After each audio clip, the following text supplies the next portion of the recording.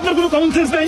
দেখে শুনে হাঁটতে পারেন না? কই কি এই মিয়া আপনি পুরো রাস্তা দখল করে যাইতেছেন, সাইড দিয়ে হাঁটবেন না? আমি কি ইচ্ছা করে আপনার লাগে ধাক্কা খাইছি? তুই বলছিলি গ্রামের মেয়ে ডেঞ্জারাস, এটা ডেঞ্জারাস না, মহা ডেঞ্জারাস। নিজের চোখে না দেখলে দোস্ত বিশ্বাস করতাম না। এই একদম ফালতু কথা কইবেন না। আমারে নিয়ে পানিতে পড়ছে আবার উল্টা করে গ্রামের মেয়ের ডেঞ্জারাস।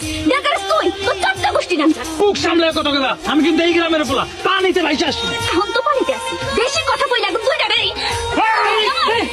তোর নাম কি? আমি এখনই থানায় যাবো, থানায় যা মামলা করবো। আমার কবুল কবুল? কবুল কবুল? হ্যাঁ কবুল কবুল কবুল। এটা কি হলো? আকাম হয়ে গেছে। ওই মায়া তো 3 বার কবুল করলো, লগে তুইও 3 বার কবুল করছিস। বুঝতেছিস কি হয়েছে?